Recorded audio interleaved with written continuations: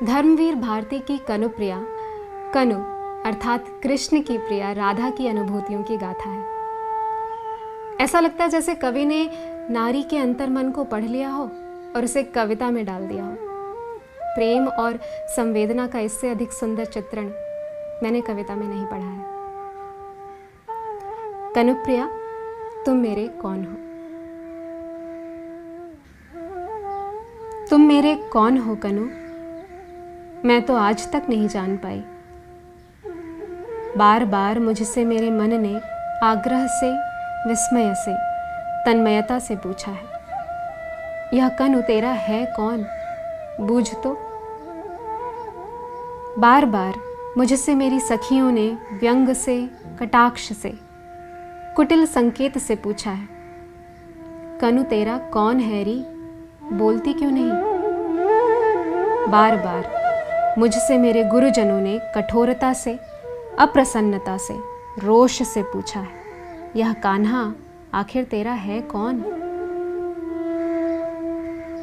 मैं तो आज तक कुछ नहीं बता पाई। तुम मेरे सचमुच कौन हो कनु? अक्सर जब तुमने माला गूंथने के लिए कटीले झाड़ों में चढ़कर मेरे लिए श्वेत रत्नारे करौंदे तोड़कर मेरे आंचल में डाल दिए हैं, तो मैंने अत्यंत सहज प्रीति से गर्दन छटकाकर वेणी झुलाते हुए कहा है, कनु ही मेरा एकमात्र अंतरंग सखा है।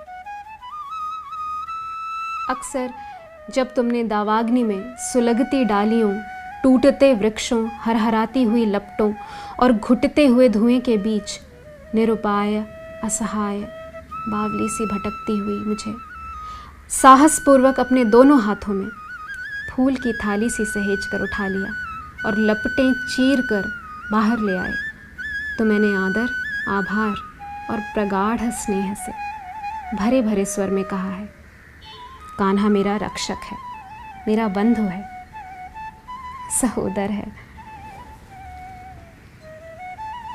अक्सर जब तुमने वंशी बजाकर मुझे बुलाया है और मैं मोहित मृगी सी भागती चली आई हूँ और तुमने मुझे अपनी बाहों में कस लिया है, तो मैंने डूब कर कहा है, कनु मेरा लक्ष्य है, मेरा आराध्य, मेरा गंतव्य।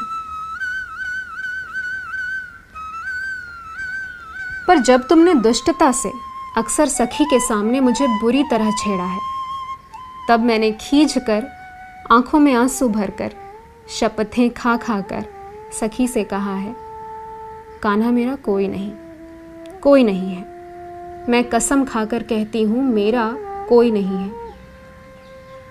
पर दूसरे ही क्षण जब घनघोर बादल उमड़ आए हैं और बिजली तड़पने लगी है और घनी वर्षा होने लगी है और सारे वनपथ धुंधला कर छिप गए हैं, तो मैंने अपने आंचल में तुम्हें दुबका लिया है। तुम्हें सहारा दे देकर अपनी बाहों में घेर गांव की सीमा तक तुम्हें ले आई हूँ। और सच सच बताऊं तुझे कनु सांवरे, कि उस समय मैं बिल्कुल भूल गई हूँ कि मैं कितनी छोटी हूँ।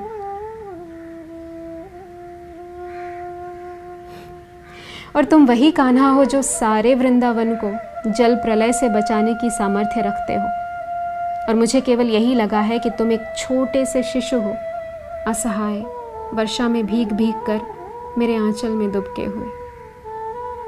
और जब मैंने सखियों को बताया है कि गांव की सीमा पर चितवन की छाह में खड़े होकर ममता से मैंने अपने वक्ष में उस छौने का ठंडा माथा दुबकाकर अपने आंचल से उसके घने घुंघराले बाल पोंछ दिए, तो मेरे उस सहज उद्गार पर सखियां क्यों कुटिलता से मुस्काने लगी, यह मैं आज तक नहीं समझ पाई। लेकिन जब तुम्ही ने बंधु तेज से प्रदीप्त होकर इंद्र को ललकारा है, कालिये की खोज में विशैली यमुना को मथ डाला है, तो मुझे अकस्मात लगा है कि मेरे अंग अंग से ज्योति फूटी पड़ रही है। तुम्हारी शक्ति तो मैं ही हूँ, तुम्हारा संबल, तुम्हारी योग माया इस निखिल पारावार में ही परिव्याप्त हूँ। विराट, सीमाहीन, अदम्य, दुर्दांत।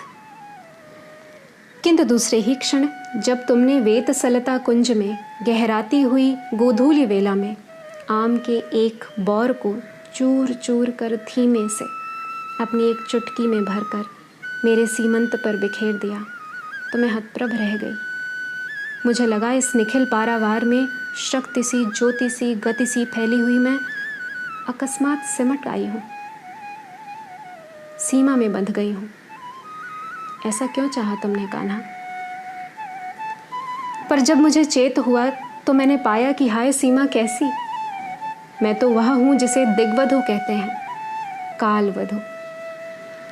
समय और दिशाओं की सीमाहीन पगडंडियों पर अनंत काल से अनंत दिशाओं में तुम्हारे साथ साथ चलती आ रही हूँ, चलती चली जाऊंगी।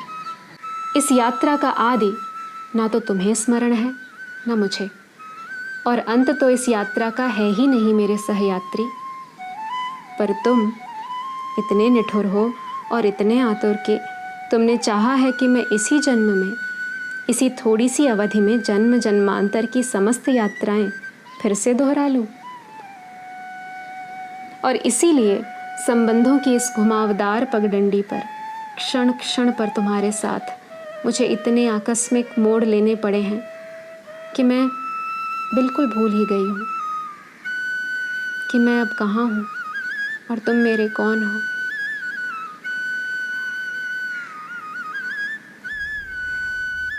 और इस निराधार भूमि पर चारों ओर से पूछे जाते हुए प्रश्नों की बौछार से घबराकर मैंने बार बार तुम्हें शब्दों के फूल पाश में जकड़ना चाहा है। सखा, बंधु, आराध्य, शिशु, दिव्य, सहचर, और अपने को नई व्याख्याएं देनी चाहिए। सखी, साधिका, बांधवी, माँ, वधू, सहचरी। और मैं बार बार नए नए रूपों में उमड़ उमड़ कर तुम्हारे तट तक आई और तुमने हर बार अथाह समुद्र की भांति मुझे धारण कर लिया, विलीन कर लिया, फिर भी अकूल बने रहे।